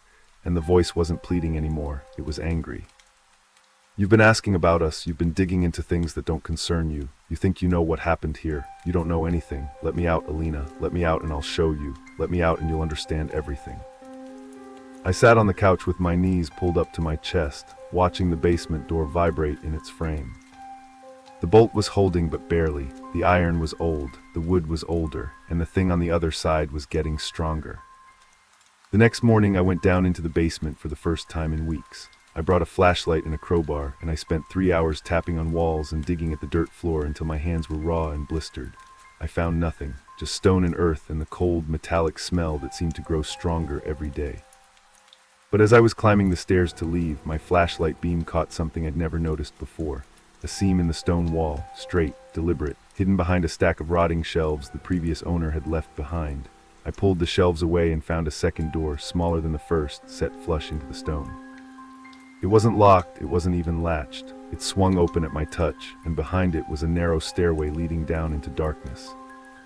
The cabin had a sub-basement, a hidden level that didn't appear on any floor plan, that no record mentioned, that Silas Harkness must have built in secret and used for purposes I didn't want to imagine. I stood at the top of those stairs, staring into the absolute black below, and I heard something move down there. Something big, something that breathed in long, slow cycles, like a sleeper stirring at the edge of waking. Then it spoke, not the hollow, pleading voice from the floorboards. This voice was different, older, deeper. It resonated in my chest like a second heartbeat. Thank you for finding me. I've been waiting for someone to open this door for a very long time. I slammed the door shut and scrambled up the stairs and bolted out of the basement so fast I tripped and slammed my knee against the doorframe. I didn't care. I didn't stop. I locked the basement door and pushed the couch in front of it and stood there shaking, listening to the silence, praying that whatever was down there couldn't get through. But the voice from the sub-basement had been different from the voice in the floorboards, calmer, more patient, more powerful, and it had said this door, not the door, this door. It was still waiting, and I had just shown it my face. I didn't sleep that night. I couldn't. Every time I closed my eyes, I saw that dark stairway and heard that voice resonating in my chest. The knocking from the floorboards had stopped, completely, utterly stopped for the first time in weeks. Somehow that was worse. It meant whatever was down there had gotten what it wanted. It had been noticed, it had been acknowledged, and now it was waiting for the next step. I spent the following days in a haze of exhaustion and dread. I drove back to the county record's office and demanded to see everything they had on Silas Harkness. The clerk was less amused this time. She pulled a dusty box from the archive basement, newspaper clippings, police reports, a leather-bound journal that had been entered into evidence during the trial. The journal belonged to Silas Harkness. Most of it was the ravings of a madman, passages about the end times, about demons walking among us, about the need for purification through fire. But the final entry was different. It was dated the day before the fire. I have found the door. It was buried beneath the foundation, sealed with stones and marked with symbols I do not recognize. I believe it was built by the original inhabitants of this land, a people who knew things we have forgotten. They trapped something down there, something old, something hungry. They could not destroy it, so they imprisoned it instead. I have prayed on this matter, and I believe the Lord has led me here for a purpose. The thing in the dark must be fed. It has been starving for centuries. If I feed it, it will serve me. It will bring about the end I have prophesied. My followers do not know why I have chosen them. They think they are here to await salvation. In truth, they are the meal. Tomorrow night, I will open the door and offer them to the dark, and the dark will be grateful. The police report confirmed the rest. 7 followers locked in the basement. 5 bodies recovered, 2 missing. Silas Harkness hanged. His body vanished. But the sub-basement door wasn't mentioned in any of the records. Neither were the symbols Silas described. The investigators must not have found the hidden stairway. They must not have known there was something below the basement, something that Silas Harkness had fed. Something that was still down there, waiting 3 years after I moved in, 8 decades after the fire. I drove home with the journal on the passenger seat, its leather cover warm to the touch despite the cold October air. I didn't know what I was going to do. I couldn't sell the cabin, not in good conscience, not knowing what was buried beneath it. But I couldn't stay either, not with that thing below me growing stronger, calling my name. That night the knocking didn't come from the floorboards, it came from the basement door itself. I was sitting on the couch staring at the fireplace when I heard the bolt slide back. The iron bar moved on its own, scraping against the bracket, and the basement door swung open 6 inches. Darkness spilled out like smoke. And from that darkness a hand emerged. It was pale and thin, with fingers that were too long, not grotesquely so, but wrong in a way my brain couldn't process. The proportions were off. The joints bent at angles human joints shouldn't bend. It wrapped its fingers around the edge of the door and pushed it wider, and the darkness behind it seemed to push with it, flowing into the cabin like cold water. I couldn't move, I couldn't scream. I could only watch as a figure stepped out of the basement and into the firelight. It looked like Silas Harkness. I recognized the face from the newspaper photos, the sharp cheekbones, the deep-set eyes, the thin mouth twisted into an expression of righteous certainty. But the newspaper photos had been black and white and 80 years old. This face was alive, present, real. It smiled at me, and its teeth were too white, too even, like something that had learned to mimic humanity without quite understanding it. "You've been such a good caretaker," it said. It wasn't Silas Harkness's voice. It was the voice from the sub-basement, the old voice, the deep voice that resonated in my bones. 3 years of following the rule, 3 years of locking the door at dusk. Do you know why the rule exists? Do you know what the lock is for? I shook my head, mute with terror. The lock isn't to keep me in. The lock is to remind you that you have a choice. Every night you choose to lock the door. Every night you choose to keep me down there. The rule doesn't protect you from me. The rule protects you from yourself. From the part of you that wants to open the door. From the part of you that's been lonely and sad and wondering if maybe the dark isn't so bad after all. Everyone has that part, Alina. Everyone who's ever lived in this cabin. And eventually everyone gives in. They forget to lock the door. They come downstairs after sunset. They open the sub-basement. They feed me. It's only a matter of time. It took a step toward me. I pressed myself back into the couch, my hands gripping the cushions so hard my knuckles cracked. "But you're different," it said, tilting its head. The movement was wrong. The neck bent too far, the angle too acute. "You've lasted longer than anyone, 3 years. The previous owner only lasted 8 months. The one before that 6. You have a strength they didn't have. A stubbornness, I admire it. It will make you an excellent vessel." Vessel. When Silas Harkness fed me his followers, he gave me enough strength to take a body, his body. I've been wearing it ever since, but bodies decay. Even mine, I need new ones. And you, Alina, you're strong, young, full of life. You'll last me decades. It reached for me with those 2 long fingers. I finally found my voice, finally found my legs, and I bolted for the door. The front door wouldn't open. The windows wouldn't break. The cabin had become a sealed box, and the thing wearing Silas Harkness walked toward me with the patient, inevitable gait of something that had all the time in the world. The cabin knows you, Alina. It's been watching you for 3 years. It knows your fears, your regrets, your secrets. It knows you have nowhere else to go. No family, no friends, no one who would come looking. You're the perfect vessel. You were the perfect vessel the moment you signed the papers. I was trapped, cornered. The thing was inches away now, and I could smell it. Wet stone, rotting leaves, that sweet organic reek I'd noticed in the basement.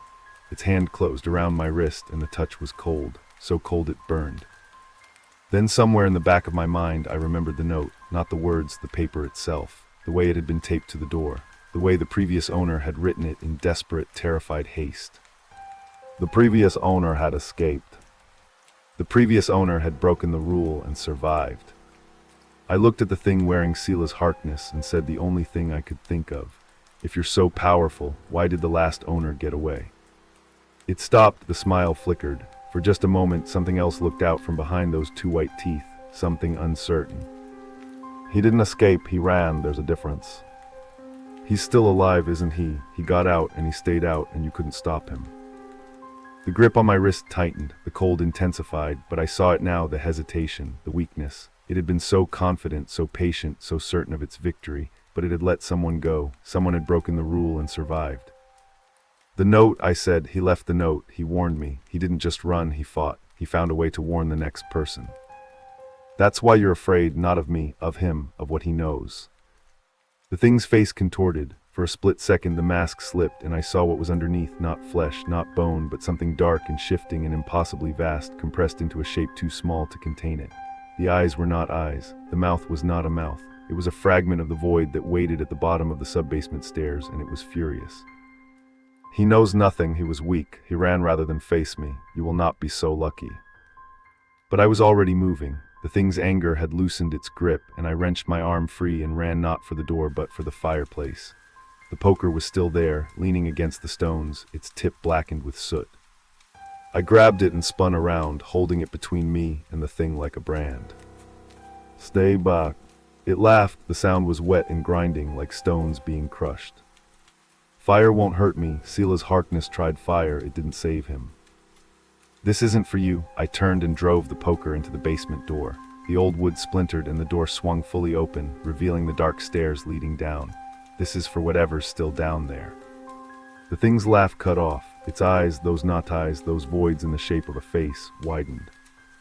You wouldn't. The sub-basement door is still open. I never closed it. Whatever you've been keeping down there, whatever you've been feeding, it's been waiting for someone to come down. Maybe it's hungry. Maybe it's angry. Maybe it's been trapped so long it doesn't care who it takes anymore. Let's find out. I took a step toward the basement stairs. The thing lunged for me, but I was faster. I plunged into the darkness, the poker still clutched in my hand, and I heard it scream behind me, a scream that was part rage, part terror, and part something else entirely. Something that sounded almost like relief. The basement was darker than it had ever been. The cold was immediate and absolute, seeping through my clothes and into my bones. I could hear the thing behind me, scrambling down the stairs, but its movements were desperate now, panicked. It was afraid. It was afraid of what I would find at the bottom of the sub-basement stairs. I reached the hidden door. It was still open, just as I'd left it, and the darkness beyond was deeper than any darkness I'd ever seen. It wasn't the absence of light. It was the presence of something that consumed light, that drank it down and left nothing behind. And from that darkness, the voice spoke again, the old voice, the deep voice, the voice that had called from the sub-basement when I first found the door. You came back. I came back. Are you here to fight me? I'm here to make a deal. The thing wearing Sila's Harkness burst into the basement behind me. It was no longer bothering to maintain its human shape. The body was stretching, splitting, the skin peeling back to reveal the darkness underneath. It was enormous now, filling the basement from floor to ceiling, a mass of shifting shadow and grasping limbs, and that too-wide smile stretched across a space that no longer had a face. She is mine, it roared. She has been marked. She belongs to the cabin. She belongs to no one, the voice from the sub-basement replied. And for the first time I heard emotion in it, anger, ancient, patient, implacable anger. You have fed me scraps for 80 years. You have given me the lost, the lonely, the desperate.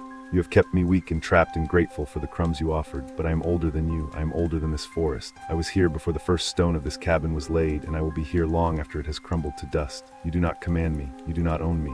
You are a parasite who found a crack in my prison and called yourself a god. The thing wearing Sila's Harkness screamed and lunged for me, but it never reached me. Something came out of the sub-basement door, something vast and dark and formless, something that moved like smoke and water and shadow all at once. It flowed past me without touching me, and I felt it, the weight of its attention, the pressure of its presence, the sense of something so old and so powerful that my human mind could only process it as terror. It was not kind, it was not benevolent, but it was hungry, and it had been betrayed, and it knew who its enemy was. The two darknesses collided, the cabin shook, the stone walls cracked and groaned, and from above I heard the sound of beams splintering, of glass shattering, of the fire I'd left burning in the hearth roaring to sudden, violent life. Smoke began to pour down the basement stairs. I ran, I climbed over the broken door and stumbled up the stairs and into a cabin that was already burning. The fire had spread from the hearth to the walls, and the old dry logs were going up like kindling. The smoke was thick and choking, and the heat was immense, but I didn't stop. I found the front door, unlocked now, open, and I plunged out into the night. Behind me, the cabin burned, and from beneath it, muffled by earth and stone and fire, I heard two voices screaming. One was the thing that had warned Silas Harkness. The other was the ancient thing from the sub-basement. They were locked together in the dark, burning and fighting and consuming each other, and neither of them would ever leave that place. I watched the cabin burn until the roof collapsed. Then I got in my car and drove. I didn't stop driving until I reached a motel 2 states away. I checked in under a fake name and paid in cash and sat in the bathtub with my clothes still on, shaking, until the water went cold. Then I got out and sat on the bed and waited for dawn. That was 6 months ago. I've been moving ever since, motel to motel, town to town, never staying anywhere longer than a week. I don't know if the fire destroyed the thing in the cabin. I don't know if the ancient thing from the sub-basement is still down there, trapped beneath the ashes, waiting for someone to rebuild. Part of me wants to believe it's over. Part of me knows better. Here's the thing no one tells you about surviving something like this. You don't get to walk away clean. You carry it with you, the memory, the fear. The certainty that the world is bigger and darker than you ever imagined. And every night when the sun goes down, I still hear the knocking. 3 taps, a pattern, coming from whatever motel room door I've locked behind me. A few weeks ago, I was staying in a roadside inn outside of Tulsa. I woke up at 3 a.m. to use the bathroom, and when I came back to bed, I found something on the pillow. A piece of yellowed paper folded in half. The handwriting was shaky and desperate, pressed so hard into the paper that the pen had torn through in places. Thank you for letting me out. I've been waiting for someone to open that door for a very long time. Don't worry, I won't hurt you. You freed me, but I've been trapped so long and I'm so hungry. Do you have any enemies? Any people who have wronged you, I can find them. I can make them suffer. All you have to do is say their names. I'll be listening. I burned the note in the motel sink and checked out before sunrise, but I still hear it sometimes in the quiet moments between sleep and waking. A voice, the old voice, the deep voice that resonates in my chest. It whispers names I've never spoken aloud, names of people I've never met. It's learning, it's exploring, it's feeding. And sometimes, late at night, when I'm lying in another anonymous motel room with the lights on and the door locked, I think about the people who have hurt me. The ex-husband who left, the boss who fired me, the strangers who have been cruel for no reason. And I wonder, just for a moment, what it would feel like to say their names out loud. I haven't done it, not yet, but the thing from the sub-basement is patient. It waited 80 years in the dark. It can wait a little longer for me. After all, I already broke one rule. What's one more? Last night, I woke up to find words written in the condensation on my motel room window. They weren't there when I went to sleep. See you soon, Elena. I'm getting closer.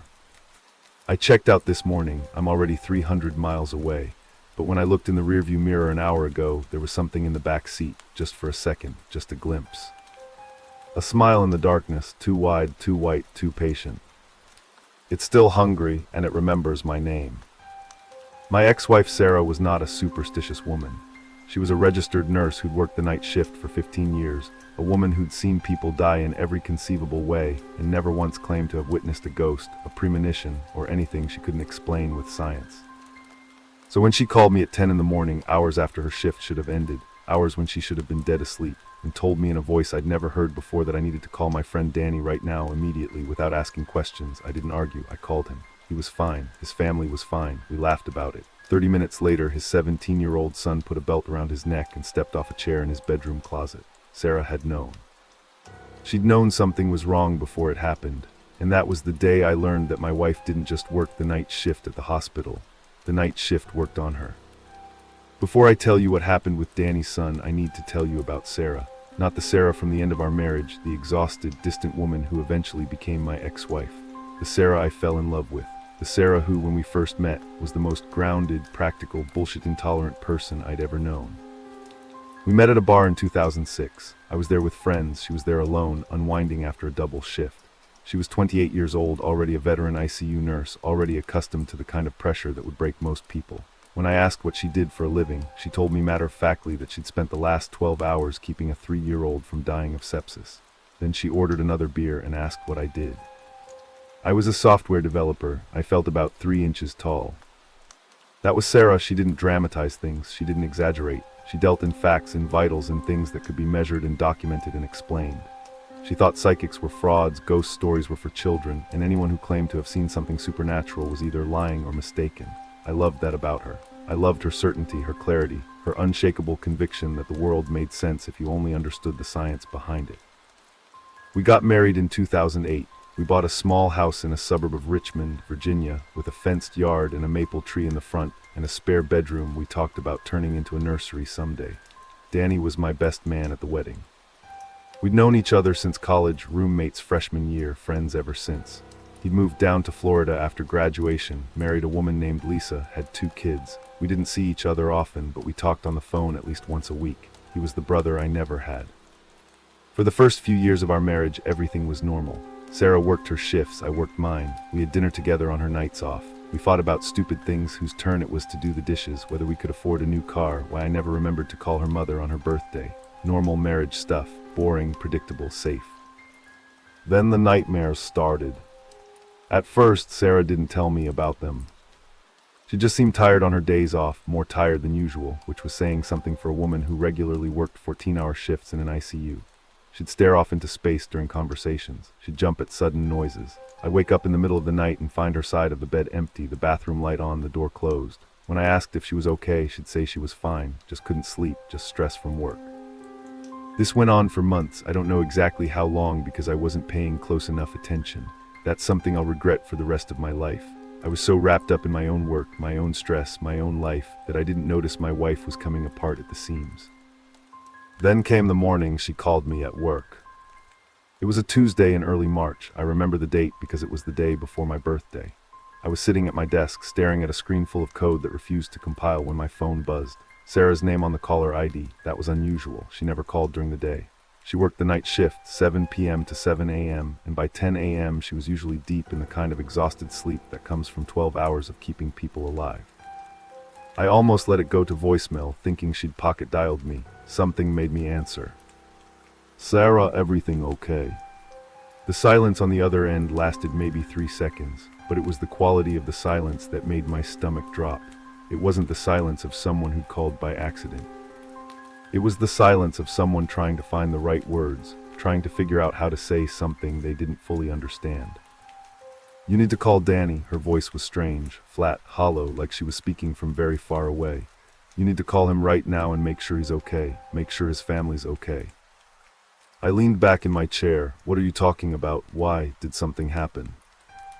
I had a dream. She said it the way someone might say I have cancer, quietly, reluctantly, like she was confessing to something shameful. I don't remember what it was about. I never remember, but I woke up and I knew you had to call Danny. Right now, please just do it. Sarah, it's 10 in the morning. Danny's at work. He's fine. I talked to him yesterday.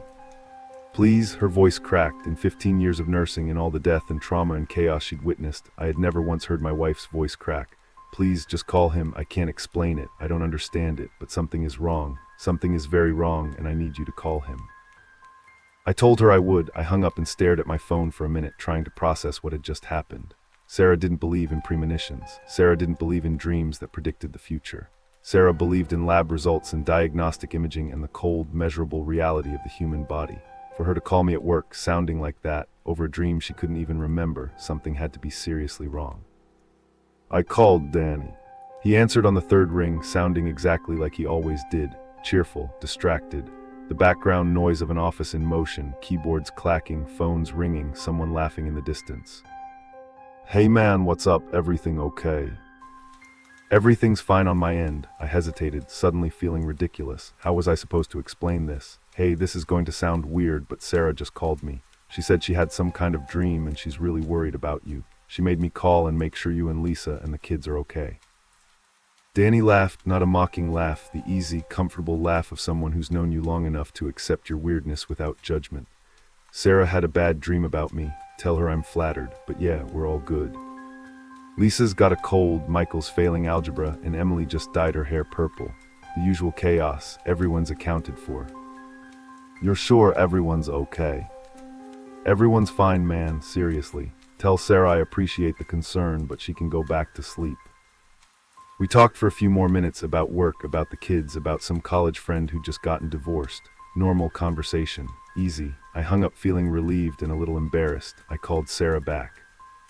Hey, I talked to Danny, he's fine, Lisa's fine, the kids are fine, everyone's okay. The silence on the other end stretched out. When Sarah finally spoke, her voice was barely a whisper. He said everyone was okay. Yeah, he said to thank you for your concern. He laughed about it, actually. He laughed about it. She repeated the words like they were in a foreign language. He laughed about it. Sarah, what's going on? You're scaring me. I don't know, she sounded lost, frightened, like a child waking up in an unfamiliar room. I don't know what's going on, I just know that when you said he was fine, it felt wrong. It felt like a lie, but I don't know why. I don't remember the dream. I never remember the dreams. I just wake up knowing things and I can't explain it, and I sound crazy, and I know I sound crazy, but please. Sarah, you're not crazy, you're exhausted. You've been working too hard. When's the last time you took a day off? She didn't answer. After a long moment, she said she had to go. She said she was going to try to sleep. She told me she loved me. Then she hung up. I sat at my desk for a long time, staring at my phone, trying to shake the feeling that something had just gone terribly wrong. But the feeling wouldn't shake. It sat in my chest like a stone, cold and heavy, and it stayed there for the rest of the day. 30 minutes later, Danny's uncle in Florida called him with the news. Danny's son, 17 years old, his name was Michael. Michael had been struggling, that's what we learned later in the awful days that followed. He'd been struggling for months, depression, anxiety, the kind of quiet, invisible pain that teenagers are so good at hiding. He'd been seeing a therapist, he'd been on medication. His parents thought he was getting better. They thought the worst was behind them. But that morning, while Danny was laughing on the phone with me about Sarah's strange dream, Michael was in his bedroom closet with a belt. He'd waited until his mother left for the grocery store and his sister left for school. He'd waited until the house was empty. Then he'd done what he'd been planning to do for weeks. The timeline was brutal. While I was on the phone with Danny, Michael was still alive. 30 minutes later, he wasn't. Sarah had known, she'd known something was wrong before it happened, and she'd been right. When Danny told me everything was fine, it had been a lie, not an intentional one. Danny didn't know what his son was about to do, but the universe knew, or something in the universe knew. And somehow, impossibly, Sarah had tapped into it. I left work early that day. I drove home in a daze, running red lights without noticing, my hands shaking on the wheel. Sarah was sitting on the couch in the living room when I walked in. She wasn't sleeping. She wasn't watching TV. She was just sitting there in the dark, still in her scrubs from the night before, staring at the wall. He's dead, isn't he? She said when I walked in. It wasn't really a question. I nodded. I couldn't speak. Michael. I nodded again. She closed her eyes. Her face didn't change expression. She didn't cry, didn't gasp, didn't do any of the things you'd expect someone to do when they learned a child was dead. She just closed her eyes and nodded slowly, like she was confirming something she'd already known. I've been having dreams for 6 months, she said. Her voice was calm now. Too calm, the calm of someone who's moved past fear into a place beyond it. Every night, sometimes during the day if I nap, I don't remember them when I wake up. I just remember feelings, knowledge, names, dates, things I should know, things that haven't happened yet. Sarah, you couldn't have known. But I did know. She opened her eyes and looked at me, and what I saw in her face stopped me cold. It wasn't grief, it wasn't guilt, it was certainty. The same certainty she'd always had about science, about medicine, about the measurable world, but now it was pointed in a different direction. I knew something was wrong with Danny's family. I knew it as clearly as I know my own name. And I couldn't do anything about it. I couldn't stop it. I couldn't even remember what I was supposed to be afraid of. All I could do was tell you to call him, and it didn't matter. It didn't change anything. I sat down next to her on the couch. I didn't know what to say. Everything I thought of sounded stupid, hollow, inadequate. We sat there in the dark for a long time, not speaking, not touching, just existing in the same space while the weight of what had happened settled over us. The funeral was 4 days later. We flew down to Florida. Danny looked like a ghost, hollowed out, empty, a man who'd aged 20 years in less than a week. Lisa couldn't stop crying. Emily, their daughter, sat through the service with a face like stone, her newly purple hair a strange, defiant splash of color in a sea of black mourning clothes. I didn't tell Danny about the timing. I didn't tell him that while we were joking on the phone about Sarah's bad dream, his son had been minutes away from stepping off a chair in his bedroom closet. Some things are too cruel to share. Some truths don't help anyone. But Sarah told me more about the dreams on the flight home. Not everything. She was still guarded, still reluctant, still ashamed of whatever was happening to her, but enough that I started to understand how long she'd been suffering in silence. It started about a year ago, she said, staring out the window at the clouds below. At first it was just feelings. I'd wake up and know that a patient was going to crash before it happened. I'd know which room, which bed, sometimes which organ was going to fail. I told myself it was just intuition, pattern recognition. After 15 years in the ICU, you develop a sense for these things. You see the signs before they become obvious. I told myself it was normal. She paused, the plane hummed around us. Somewhere behind us, a baby was crying. Then I started knowing things about people I'd never met, patients' family members. I'd wake up from a nap in the break room and know that someone's husband was going to call with bad news, or that someone's daughter was pregnant, or that someone's mother had just died. Things I couldn't possibly know, things that turned out to be true. Why didn't you tell me? Because I didn't want it to be real. She turned from the window to look at me, and for the first time since we'd met, I saw fear in her eyes, real fear, not anxiety, not worry, fear. I've spent my whole life believing the world made sense, that everything could be explained, that there were rules and systems and rational explanations for everything. And now something is happening to me that has no explanation, that breaks every rule, that suggests the world is bigger than I thought. Darker than I thought, and I don't know how to live in a world like that.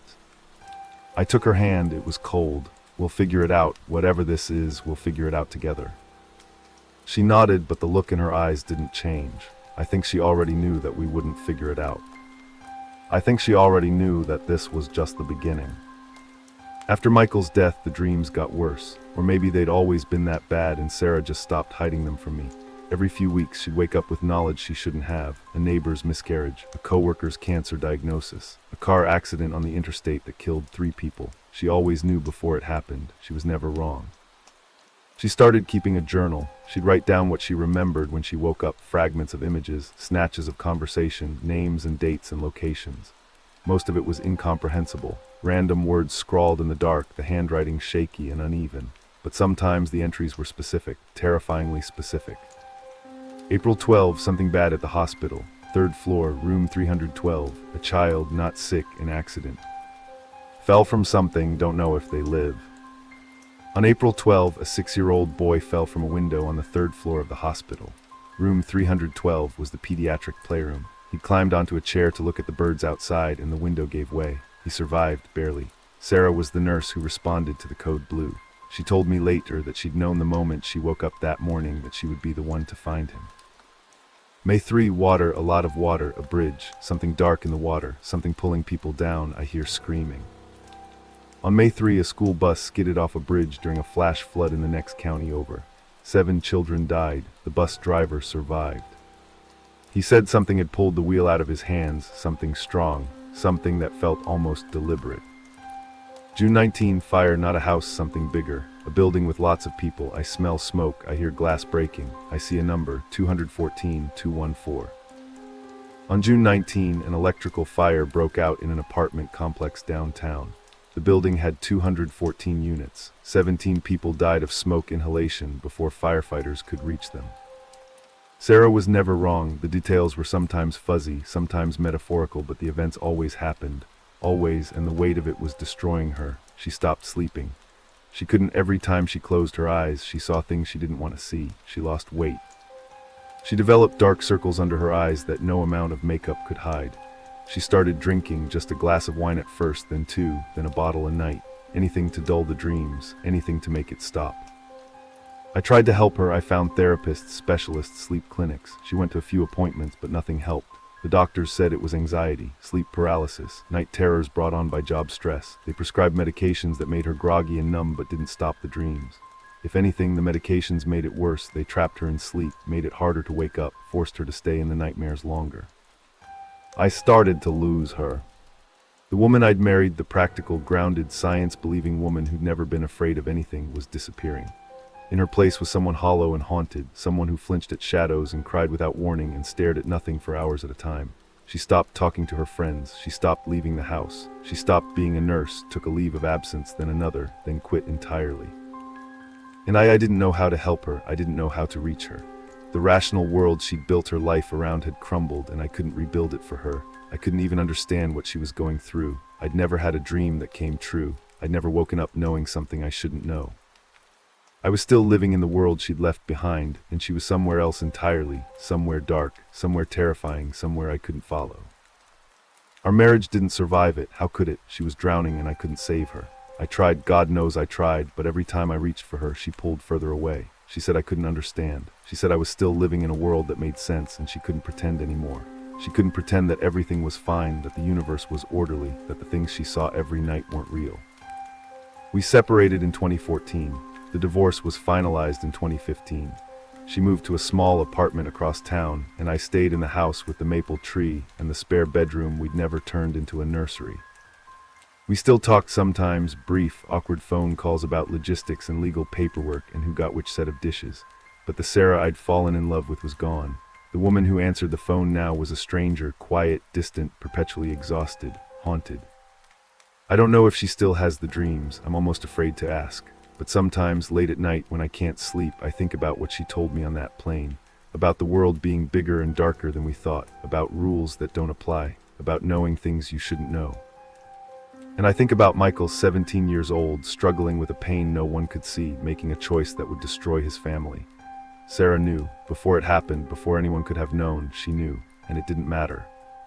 It didn't save him. That's the part that haunts me the most. Not that she had the dreams, but that they didn't change anything. They never changed anything. She could see the future, and she was powerless to alter it. All she could do was watch it happen. The last time I spoke to Sarah was about a year after the divorce. She called me late on a Sunday night, which was strange. We usually communicated through email at that point, keeping things civil and distant and clean. When I saw her name on the caller ID, I almost didn't answer, but something made me pick up. Hello. You need to call your mother. Her voice was the same as it had been that morning years ago, flat, hollow, speaking from somewhere far away.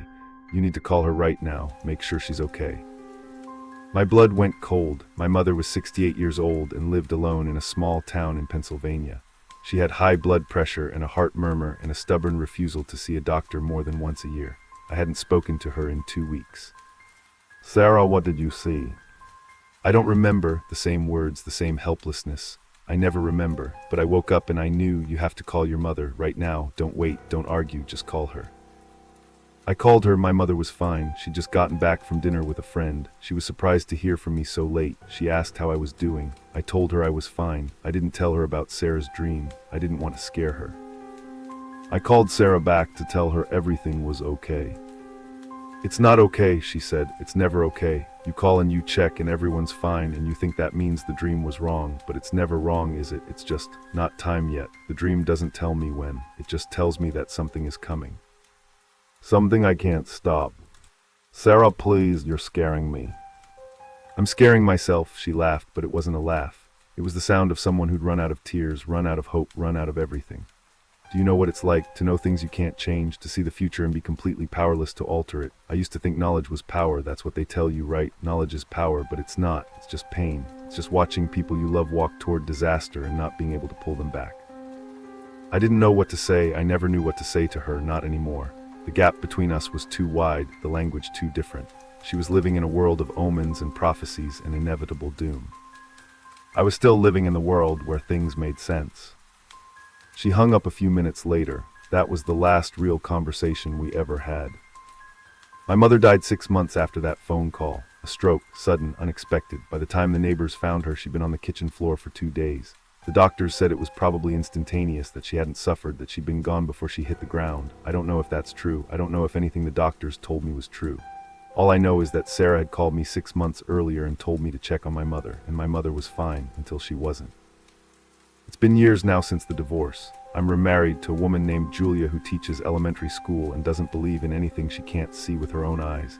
We have a daughter. She's 4 years old. Her name is Emma. She has Sarah's stubbornness and my mother's smile, and she is the best thing that has ever happened to me. I don't talk to Sarah anymore. I heard through mutual friends that she moved away, somewhere out west, Arizona or New Mexico, somewhere dry and quiet where she could be alone. I hope she found peace. I hope the dreams stopped, but I don't think they did. I think she's still out there somewhere, waking up every morning with knowledge she doesn't want, carrying the weight of futures she can't change. I think about her more than I should. Especially at night, especially when I can't sleep. I lie in bed next to Julia and listen to the silence of the house and wonder if Sarah ever dreams about me. If she ever wakes up knowing something about me that I don't know yet. If somewhere right now, she's sitting up in bed with my name on her lips and a warning she can't quite remember.